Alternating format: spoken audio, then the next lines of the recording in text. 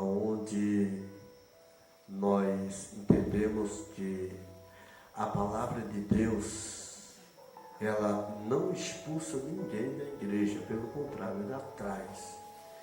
O que leva as pessoas para fora da igreja são suas próprias ignorâncias e não querer entender que Deus é o dono de todas as coisas. Amém?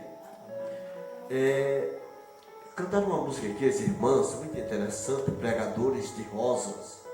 E existem muitos pregadores de rosas que não mostram as dificuldades, os espinhos. Hoje eu preguei uma palavra na rádio, no programa Cristo em Casa, e eu trouxe uma mensagem ali, e eu tenho certeza que Deus falou ao coração de muitas pessoas. Eu tenho certeza que Deus, Ele entrou nos lares de uma maneira sutil, e eu tenho certeza que fez efeito. Falando em Ezequiel 37, eu quero meditar mais um pouco nessa palavra. Porque, irmãos, nós vivemos um tempo em que as pessoas dizem assim: eu estou cheio do Espírito Santo, mas está fazendo tudo quanto não presta. O Espírito Santo não tem nada a ver com isso. A palavra de Deus diz que quem tem o Espírito Santo tem os frutos. Por isso que eu estou muito cauteloso com profetas de Satanás e diz que é de Deus. Eu não posso aceitar esse tipo de coisa. Como pregador da palavra de Deus, não posso. Como pastor, como obreiro, eu não posso. Para mim ouvir um profeta, eu tenho que conhecer se ele verdadeiramente tem unção de profeta. E a Bíblia diz isso, que a gente temos que experimentá-los. Mas o tempo está hoje que se eu disser assim: olha, tal dia vai vir um pregador tal coisa assim, e olha, eu estou muito minucioso, só vem pregar aqui quem eu conhecer e souber que verdadeiramente faz a vontade de Deus e paga o preço pela obra de Deus. Não adianta eu trazer pessoas para pregar aqui e chegar aqui, começar a gritar, bater nas panelas, jogar uma bomba aqui dentro e se embora e eu ficar com ela cheando na mão. De jeito nenhum. Porque as pessoas hoje já estão querendo profecia e não querem o dono da profecia. Ezequiel 37, verso 1, diz assim: veio sobre minha mão do Senhor, e Ele me levou no Espírito do Senhor, e me pôs no meio de um vale que estava cheio de ossos. Coisa interessante. Aleluias. Versículo 11. Então ele me disse: filho do homem, estes ossos são toda a nação. Não tem aqui nenhuma controvérsia. Versículo 14. Porém em vós o meu espírito e viverei, e vos porei na vossa terra. Então sabereis que o Senhor disse isto e o fiz, diz o Senhor. Que coisa interessante, né, irmão? 3 versículos básicos. Primeiro, começo.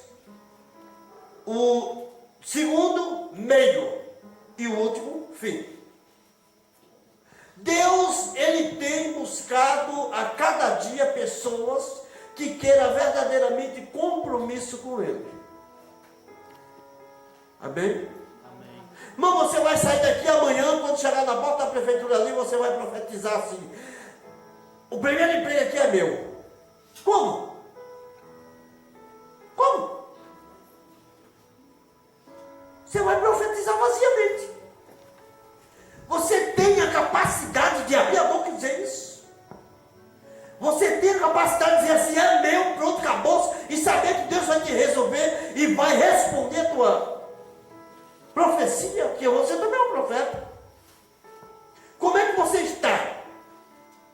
Como é que está a tua situação? É uma pergunta muito interessante. Quando Ezequiel diz assim: olha, veio sobre mim a mão do Senhor, e Ele me levou no Espírito do Senhor, e me pôs no meio de um vale que estava cheio de ossos, e me colocou no meio de um povo que estava morto em pecados, e me colocou no meio de um povo doente, e me colocou no meio de um povo contaminado. E agora? Ele estava falando aqui sobre o povo de Israel, um povo que estava andando de todo jeito, um povo que queria tudo, mas não queria fazer nada para Deus, um povo que estava andando, descendo para um abismo, e achava que estava subindo para o céu, do mesmo jeito está hoje. O povo está querendo fazer tudo quanto não presta, e diz assim: você não sabe a minha comunhão com Deus. Deus me defende, não sei mesmo não. A menina cantou uma música aqui muito interessante, que eu estava ali parado ali, fiquei observando, eu digo, é muito bom isso aí. É bom demais. Para quem está dentro do personagem, é melhor ainda. E eu amei. Eu amei. É um gigante se levantando e você orando. Mas sabe o que é que está acontecendo nos últimos dias de hoje? O gigante se levanta, o povo quer bater de frente. Você vai morrer, meu filho. Se Deus não tiver com você, não adianta você partir para dentro, você morre. É a doença chegando na tua casa e você quer ser mais duro que ela. Sem Deus, está no controle. Vai morrer. Vai ficar pior. Pode passar a gente aí agora e dizer, mas um dia dessa igreja está lotada. Glória a Deus, que Deus disse que ia balançar a figueira. Eu estou orando a Deus que tem tudo quanto não presta. E deixa aqui aqueles que querem buscar verdadeiramente a vontade do Senhor. E problema de quem ficar, de quem foi embora, que eu não estou nem aí não. Eu tenho que pregar a palavra do jeito que ela é, e acabou-se. Esse negócio está lá, irmão, Deus vai te dar carro, Deus vai abrir porta, Deus vai quebrar corrente, Deus vai te dar uma chave. Olha, irmão, eu posso profetizar errado para você. Que tipo de chave eu estou profetizando para você? Pode ser chave da cadeia, pode ser a chave do inferno que está na mão do Senhor, que a Bíblia diz que a chave do inferno está sobre na mão dele. Mas o povo anda profetizando aí. Você tem que ter, meu filho, a maior profecia está dentro da palavra de Deus. Leia ela, viva ela, coma ela, faça a vontade de Deus, e você vai ser abençoado. Quer entender um pouquinho a palavra de Deus? Eu vou lá para o contexto dessa palavra, que está em Mateus, glória a Deus, capítulo de número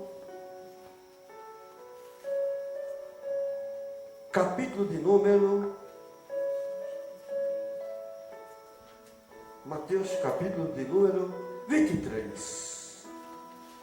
Jesus censura os mestres da lei e os fariseus. Interessante que eu nunca vi Jesus estar só no canto como discípulo. Eu nunca vi, eu estava observando no Novo Testamento, eu não vi Jesus, nem um canto ele está só com os discípulos. Sempre estavam lá os fariseus, conhecedores da palavra, os mentirosos, que andavam de fachada de mentira. Aí olha o que é que o Senhor diz. Eu estava ontem observando essa mensagem, estava lendo essa mensagem, e disse Jesus, então falou Jesus às multidão e aos discípulos: os mestres da lei e fariseus estão assentados na cadeira de Moisés. Olha, eu estou com ela na mão.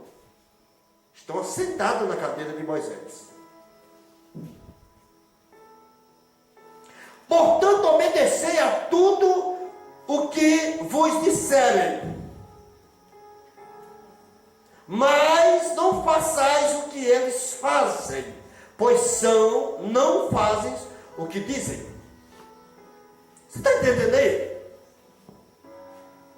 Vocês estão entendendo um pouquinho aí dessa palavra? Os mestres da lei e fariseus estão assentados na cadeira de Moisés. Portanto, obedecei a tudo o quanto vos disserem, mas não façais o que eles fazem, pois não fazem o que dizem. Escute a pregação que sair da boca dele, que venha da palavra de Deus. Agora observe se ele está pregando a palavra, está vivendo a palavra. Porque aqui Jesus está dizendo assim, olha, eles estão pregando, eles estão ensinando, vocês têm que obedecer, que é a palavra do meu Pai, mas não faça o que eles estão fazendo. Porque eles estão fazendo coisas que não está dentro da palavra que eles estão pregando. Eles não fazem o que pregam, eles não fazem a vontade do Senhor. Eles estão pregando, ensinando e até dizendo que tem que ser assim assado, mas eles mesmos não estão fazendo. Aleluia. Que coisa interessante, irmão. Jesus, eu acho interessante que Jesus ele não tem pena de ninguém ali. Ele está falando de quem? Dos fariseus, dos homens que estavam ao seu redor, pessoas que estavam conhecendo a palavra, que tinham conhecimento da palavra, que sabiam da palavra, mas não faziam o que a palavra mandava. Até ensinavam, mas não praticavam. Aleluia. Eles até atam fardos pesados e difíceis de suportar, e os põe nos ombros dos homens. Eles, porém, nem com o dedo querem movê-lo. Ele arruma julgamento para você, mas ele mesmo não quer entrar no julgamento. Ele arruma trabalho para você, mas ele não quer fazer o trabalho. Vocês estão entendendo aí o que a palavra de Deus está dizendo nessa noite? Tem muitos mestres da lei, tem muitos que estão ensinando. A palavra de Deus diz aqui que Moisés, ele era o legislador. Ele era aquele que ia até o dono de todas as coisas, recebia a palavra, vinha e ditava, olha, vocês têm que fazer isso, aquilo e aquilo outro, porque foi Deus que mandou. Olha a diferença. Foi Deus que mandou. Mas como era a situação de Moisés? Moisés tinha intimidade com Deus. Mas hoje não precisa mais o homem ter intimidade com Deus. Só basta ele dar 2 pulos, 2 pinotes no púlpito e dizer que é Deus que a igreja pega fogo.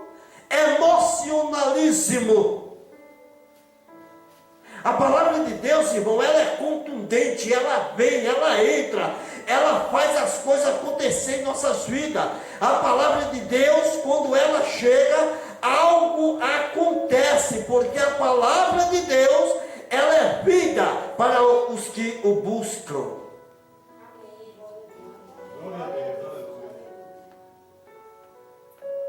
No capítulo 2 de Romanos, versículo 17 em diante, ora, tu que tens por sobrenome judeus, ou judeu, e te apoias na lei, e te gloria em Deus, e conheces a sua vontade, e aprova as coisas excelentes, sendo instrutor da lei, e confias que és guia dos cegos, luz dos que estão em trevas, instrutor dos insensatos, mestre de crianças, que tem a forma da ciência e da verdade na lei. Tu, pois, que ensina a outro que não te ensina a ti mesmo. Tu que prega que não se deve furtar e furta. Tu que dizes que não se deve adulterar e adulteras. Tu que abomina os ídolos e rouba os templos. Tu que te gloria na lei, desonra a Deus pela transgressão da lei. Como está escrito, o nome de Deus é blasfemado entre os gentios por causa de vós. O nome do Senhor é blasfemado no meio da nação por causa das tuas atitudes. O nome do Senhor, ele é blasfemado entre o povo da cidade de Serraria, porque você diz que é crente, mas não está fazendo as coisas de crente. O povo da cidade de Serraria, eu vou falar dessa Serraria, eu estou morando na cidade de Serraria. O povo da cidade de Serraria, muitas das vezes não quer vir para a igreja porque você prega uma coisa, mas deve outra. Me diga aí. em qualquer lugar onde você chegar. Estou aqui. Estou aqui. A carinha do velho aqui vai a tapa. Mas eu quero morrer em nome do Senhor Jesus, em Cristo. Mas eu quero morrer honesto. Com Cristo principalmente. Eu não preciso mostrar para vocês que sou honesto. Eu não preciso mostrar para vocês que vivo em santidade. Eu não preciso mostrar para vocês que leio a Bíblia. Eu não preciso mostrar para vocês que oram. Porque a minha intimidade com Deus é eu e Deus, Deus e eu. Eu não preciso estar dizendo para você que estou orando por você ou que estou fazendo isso, porque isso, a Bíblia diz que é o dever do sacerdote, é clamar pela cidade, é interceder pelo povo de Deus. É o dever do sacerdote. Então não precisa você me perguntar se eu estou fazendo ou não, porque é o meu dever, como conhecedor da palavra de Deus, instruir, pregar e viver aquilo que estou pregando. Mas as pessoas acham que viver é se mostrar. Eu estou fazendo. Não, eu não estou fazendo coisa nenhuma, não. Eu não faço nem um quarto do que eu queria fazer para Deus. Eu não faço. O que Ele fez por mim, eu não tenho nem como fazer para Ele. Mas enquanto aqui viver, eu quero pregar esta palavra genuína e continuar na presença do Senhor. Porque quando o Senhor pegou Ezequiel e levou lá no meio do vale, Ele mostrou: olha, tu não vai encontrar coisa boa aqui não, tu vai encontrar problema, mas não se preocupe não, porque eu vou encher a tua boca, tu vai falar e vai acontecer. O povo estava morto em pecado. Eu quero falar para você, meus amados irmãos, que nós estamos enfrentando uma geração de crente morta espiritualmente. Uma geração de crente que diz que é crente, mas está morto. Está andando porque tem que andar, está falando porque tem que falar, mas espiritualmente está morto, porque não quer buscar o Senhor. Se bota oração na igreja, ninguém quer vir. Se tem escola bíblica dominical, ninguém quer vir. Se tem culto na terça, ninguém vem. Se tem na quinta, ninguém quer vir. No domingo, o povo não quer vir. Eu quero que Jesus volte. Eu só quero que Jesus volte, para ver como é que você vai ficar. A Bíblia diz que muito em breve vai sair uma notícia que um povo desapareceu. Era um povo muito humilde, não humilde, eu sou pobre, eu estou precisando disso. Não, é povo humilde de coração, como Jesus falou: aprendei de mim que sou manso e humilde de coração. Aleluia. É um povo que quer verdadeiramente morar no céu, fazer a vontade do Senhor. E sabe quem é que vai dizer onde está aquele povo barulhento? Não é o povo que está lá no mundo, não. É os crentes desviados. Que está dentro da casa do Senhor, está dentro desviado. Está desviado. Não quer fazer a vontade de Deus, mas fica olhando para o defeito do irmão e esquece o dele. Oh, alás, tu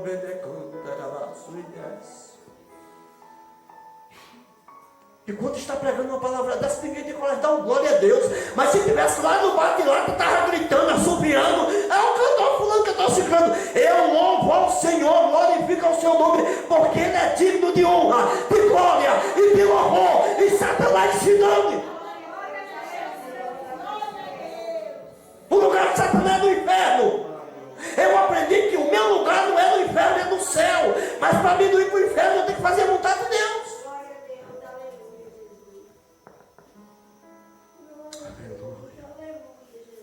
Fica um bocado de crente meia tigela, falando besteira, não se empenha na promessa de Deus, na vontade de Deus, e quer bênção. Como é que você vai receber bênção? Tem que ser sincero, irmão. Não tem que estar pregando aqui, não, irmão. Deus vai te abençoar sim, mas para você receber a bênção, você tem que estar na vontade de Deus. Para você receber a cura, você tem que estar na vontade de Deus. Para a porta se abrir para você, você tem que estar na vontade de Deus. Oh, aleluia.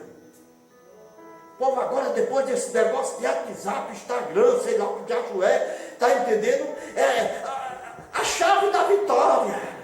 Deus vai fazer. Meu irmão, Deus não é teu empregado não, você tem que buscar Ele. Ele disse: buscar-me-eis e me acharei quando me buscarem de todo o vosso coração. Você quer Deus pela metade? A Bíblia diz que nós não podemos adorar dois senhores, que a gente vai agradar um e aborrecer o outro. O povo adora mais as coisas que o mundo oferece do que a Deus, mas na hora da necessidade usa Deus como se fosse o SAMU. Corre, Jesus, aqui, eu estou precisando melhorar, tá bom, Jesus, não quer mais não. Jesus não é SAMU, Jesus não é clínico geral de emergência. Jesus, ele é o médico dos médicos, o leão da tribo de Judá, a estrela da manhã, a rainha de Davi, a rosa de Sarão, o rico lírio dos vales. Oh, aleluia. Glória a Deus. Às vezes o cara está morto espiritual e não está vendo. Que é isso, pastor? É.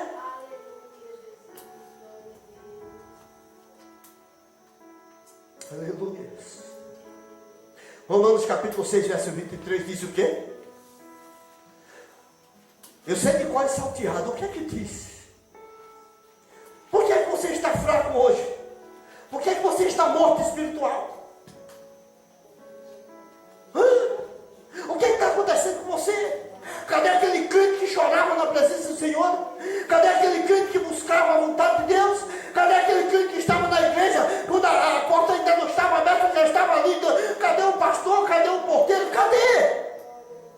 Sabe por quê, irmão? Porque se envolveu com as coisas que o mundo oferece. E a Bíblia diz aqui bem claro, aleluia, pois o salário do pecado é a morte, mas o dom gratuito de Deus é a vida eterna em Cristo Jesus, nosso Senhor. O cara está morto. Aí quando você vai falar que ele está morto, ele fica com raiva. Meu irmão, você está morto espiritual. Eu não, eu estou orando em casa, eu estou mandando mensagem pelo WhatsApp, pelo Facebook, mas não está lendo a Bíblia, está pegando caramba que é desolto. A palavra de Deus diz que nós temos que se alimentar para encher o nosso celeiro e ter como transportar para outras pessoas. O que é que você está transbordando? O que é que você está fazendo? Como é que você está regando o jardim de Jesus? Não, mas eu estou bem, eu não estou morto espiritual não. O que é isso?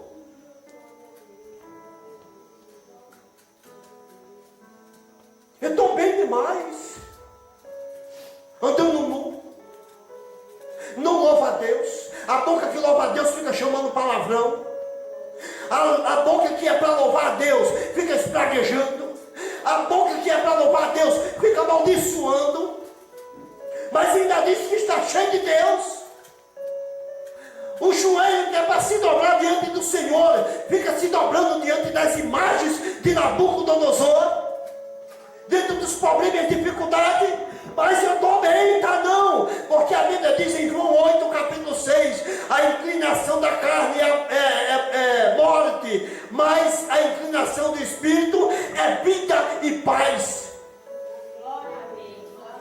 Você não tem vida, você não tem paz, você não tem paz consigo mesmo, você entra em desespero por qualquer coisa. Irmão, eu tenho que pregar do jeito que tem que ser, não adianta, tá? Olha, irmão, você tem que vir para a igreja. Olha, continua, uma vez eu cheio de cana, igual Satanás do inferno, afastado do evangelho, entrei numa igreja, lá vem irmã, e eu lá venho.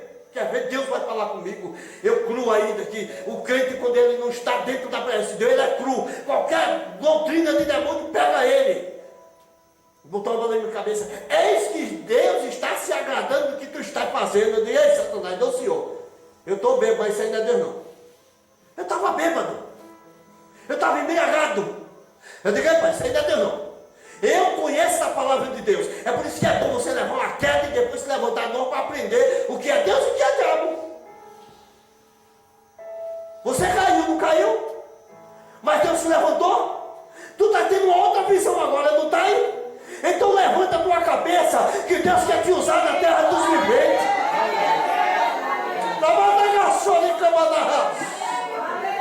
Aleluia. Mas pastor, o pessoal fica olhando para o meu passado. A Bíblia diz que aquele que está em Cristo Jesus, nova criatura é. As coisas velhas passaram, eis que tudo se fez novo. Aleluia. Eu tenho que ter vida, ter paz no Espírito. Eu tenho que ter uma vida digna diante de Deus. Pastor, o próximo. Pastor, o senhor está com problema? Problema para mim nunca vai faltar. Aleluia. Nunca vai faltar problema, nem para mim, nem para você. Porque o próprio Jesus falou, no mundo tereis aflição, mas tem de bom ânimo. Jesus, ele disse bem claro, eu não vim trazer paz para vocês não, eu vim trazer espada. Ele quer dizer, você tem que lutar, você tem que lutar, e só vence o que perseverar até o fim. Aleluia.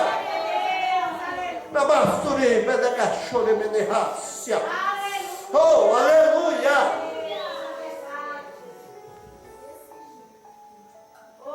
Aleluia.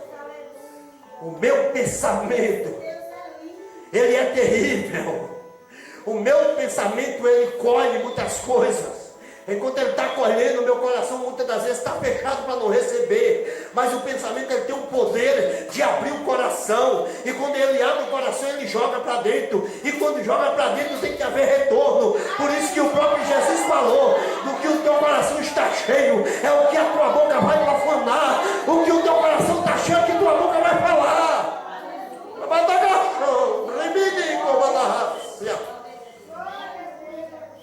Você está morto espiritual. Chegou o momento de você viver. Ah, pastor, eu vim lá, não sei de onde você veio, porque Deus te trouxe para falar contigo. Aleluia. Glória a Deus. Em Tiago capítulo 1, verso 15, diz assim: depois, havendo a concupiscência concebido, dá à luz o pecado. E o pecado, sendo consumado, gera vida, morte. Você, quando começa a dar ouvido às coisas que Satanás joga sobre a tua vida, você, quando começa a dar ouvido, olha, é por isso que muitos caem, muitos saem da presença do Senhor. Aleluia. Tu caísse por quê? Porque tu deu lugar. Tu caísse porque tu ouvisse. Tu lembra do tempo que tu louvava, do tempo que tu cantava na presença do Senhor, do tempo que Deus te usava, mas por dar ouvido à conversa dos outros, hoje tu estás aqui. Sabe por quê? Porque Deus te escolheu.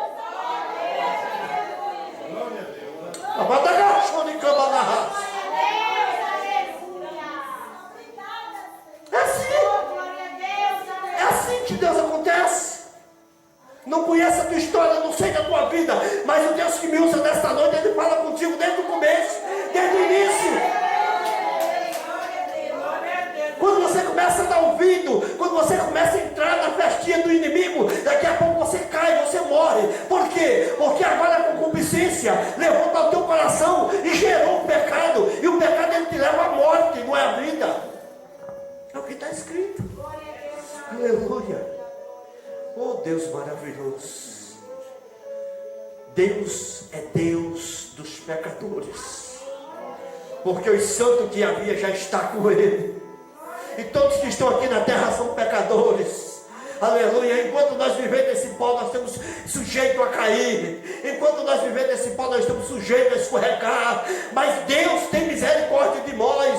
Porque se eu fosse, aleluia, viver por elogio de homens, eu estaria morto. Glória a Deus. Tiago capítulo 5, verso 20 diz assim: sabei que aquele que fizer converter um pecador do erro, do seu caminho, salvará da morte uma alma e cobrirá uma multidão de pecado. Irmãos, é isso que eu quero trazer para vocês nessa noite. Eu me lembro que quando eu não era evangélico, que eu não conhecia a palavra de Deus, eu comecei a beber cedo. Comecei a tomar umas carraspanas cedo. Com 9 anos de idade eu já bebia. Trabalhava no engenho, ali na passagem ali de Santa Rita, como que vai para Mongaguá, daquelas 2 paredonas lá, tem um engenho do meio ali. E eu trabalhava ali, então todo dia eu bebia. E eu levava para casa também. E os meus coleguinhas eu comecei a botar na perdição. E quando eu aceitei Jesus no Rio de Janeiro como Senhor e Salvador da minha alma, o primeiro desejo que veio do meu coração foi tirar aqueles jovens da cana. Inclusive tem um hoje que ainda continua de pé, aliás uns 2 ou 3, O filho dele virou bandido, mas voltou hoje, está na presença do Senhor, graças a Deus, é semente da pregação. O pai também, glória a Deus. Mas teve um dos meus amigos, irmão, que eu fiquei triste demais. Porque eu saí, que era o maior desejo, eu trazer ele para Jesus. Quando eu vi esse versículo aqui, sabeis que aquele que fizer converter um pecador do erro do seu caminho, salvará da morte uma alma e cobrirá uma multidão de pecados. Quando você ganha uma alma para Jesus, está no capítulo 5, versículo 20 de Tiago, quando você ganha uma alma para Jesus, é coberto uma multidão de pecados que você já cometeu. Então pastor, agora eu posso pecar de novo? Não, porque a Bíblia diz que a alma que pecar, essa morrerá. Você não pode estar pecando, você está cobrindo os pecados, você está juntando tesouro. Aí é onde está o teu tesouro que você está juntando. O que você está feito está sendo escrito no livro das obras. E quando eu cheguei no Rio de Janeiro, a primeira coisa que eu fiz foi correr atrás daquele jovem. E pela misericórdia de Jesus, consegui levar ele para a igreja. E foi aquela coisa toda, mas infelizmente eu terminei ficando triste. Por quê, pastor? Porque aquele jovem morreu na cana. Mas como, pastor? Porque eu ganhei ele para Jesus, mas a própria esposa o matou. Como assim, pastor? Ela deu um tiro nele? Não, a língua é pior do que um tiro. Pensa que coisinha triste é a língua. É pior que uma facada, uma machadada no pé do ouvido. É a língua. Que a língua ela fere, a língua ela mata. Assim como também a língua abençoada ela dá vida. E é quando você chega com a palavra de Deus, na intenção de ganhar uma alma para Jesus e levantar ela, sem interesse, sem querer ser maior, sem querer dizer assim, está assim porque eu fiz, Deus vai te abençoar de uma maneira tão extraordinária, que você vai dizer assim, glória a Deus às alturas, e louvado seja o nome do Senhor Jesus que tem me capacitado. E eu fiquei muito triste quando eu soube daquilo. E ao voltar, regressar do Rio de Janeiro, eu encontrei a esposa dele. Eu não sabia. Ela estava com o filho dela, que hoje, o filho dela está nos Estados Unidos. Glória a Deus, está nos Estados Unidos. E aí, pastor, o que é que ele é? Gente, o teu trabalho aqui nunca vai ser em vão. Eu ganhei o pai para Jesus. O pai conduziu, mesmo... Sabe, ele em cima de uma cama, mas ele dizia assim, o meu filho, você tem que ser crente, porque é o melhor caminho, não entre nessa jornada que eu entrei não. Morrendo em cima da cama e falando isso. E hoje ele está nos Estados Unidos, está numa cidade chamada Oklahoma. Hoje ele é o pastor da primeira igreja batista de Oklahoma. Faz parte de uma das igrejas da primeira igreja batista de Oklahoma. E é um pastor muito conceituado, ele está com 24 anos para 25 anos. É um menino muito inteligente. E até hoje ele fala onde ele passa. Eu louvo a Deus pela vida de um pastor chamado Vanderlei, que ele ganhou meu pai para Jesus, mas a minha própria mãe o matou. Mas mesmo assim, o meu pai morto ainda gerou um filho. E está aqui eu, o filho da obediência. Olha que coisa linda. Então, de uma forma ou outra, valeu a pena ter pregado para aquele moço. De uma forma ou outra, valeu a pena saber que Deus fez um milagre na vida dele. Apesar que a mulher matou. Inclusive, alguns filhos são revoltados com ela até hoje. Quando eu vejo, eu dou até conselho. Gente, vocês não façam isso, é a mãe de vocês, tal, vão para a igreja e tal. Mas são revoltados porque viu que a mãe acabou com a vida do marido. E hoje acontece a mesma coisa. Às vezes o marido está dentro da igreja, dando glória a Deus e aleluia, e a mulher com palavras, com mentira, com coisas erradas, tira o marido dentro da igreja. O marido sai lá das drogas, da maconha, da cocaína, da cachaça, da prostituição, mas eu acho que, sei lá, eu não sei, é como diz a história, é a mulher tola mesmo que está em provérbio. Ela está destruindo a casa e não está vendo, ainda acha que está certa. Mas a Bíblia diz aqui em Apocalipse capítulo 21, verso 8. Quanto, porém, aos medrosos, aos incrédulos, aos abomináveis, aos homicidas, aos adúlteros, aos feiticeiros, aos idólatras e a todos os mentirosos, a sua parte será no lago que arde com fogo e enxofre, que é a segunda morte. Oh, Jesus! É aí que dói. Eu vou pegar de trás para frente. Gente, pelo amor de Deus, você que é crente, se não der para fazer, diga aí, pastor, não dá para fazer. Se der, diga, pastor, dá e faça. Não venha com historinha, não, pastor, eu não vim porque eu estava morrendo de dor de cabeça. Cuidado que pode dar uma dor de cabeça e dessa dor de cabeça estourar uma artéria e você ter um AVC. Pelo amor de Deus. Porque você está chamando maldição para você mesmo. Eu não posso. Seja sincero, pense. É melhor você ser sincero. Pastor, olha, eu não quero, pronto e acabou-se. E o pastor que se vire. Você está entendendo? Você está sincero.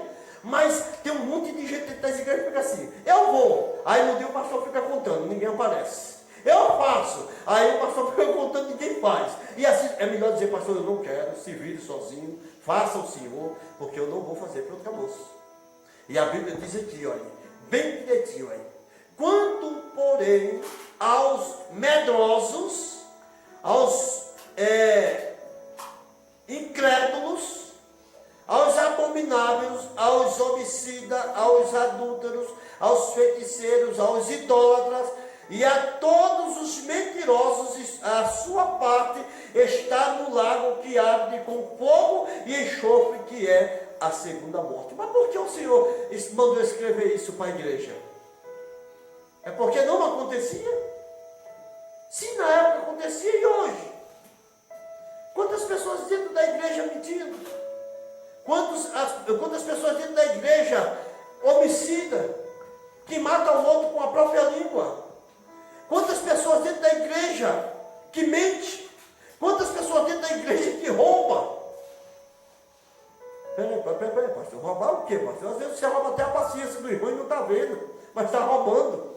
Você está entendendo? São coisas que a gente temos que ter cuidado. E para essas pessoas está dizendo aqui que tem um laguinho lá, mas não é um lago, não é aquele filme A Lagoa Azul não, viu? É um lago de fogo, que enxofre. Misericórdia. Enxofre é aquelas lanterninhas como é que se diz? De pessoas que trabalham em Minas, né? Minas, essas coisas, catando ouro, aquele negócio, eles botam um enxofrezinho ali dentro, toca fogo e fica uma lanterninha o tempo todinho, o bicho pega fogo mesmo. E se o lado está dizendo aqui que é de fogo e enxofre, então o bicho está ruim, não apaga de jeito nenhum. Irmão, vamos ter cuidado. Olha a tua chamada. Às vezes Deus te pega, coloca você no meio de um vale, e você, em vez de olhar para o que está acontecendo no vale, para você pedir a Deus estratégia para fazer no vale, você começa agora a olhar para os defeitos de quem está no vale. Pelo amor de Deus, lembre-se que você pode ser pegado pela mão do Senhor e levado a um vale. E será que nesse vale você vai dar valor à chamada do Senhor? Quero que você entenda isso, amém? Que Deus vos abençoe e vos guarde em nome do Senhor Jesus. Vamos ficar de pé, irmãos. Meus amados irmãos em Cristo, meus queridos, domingo,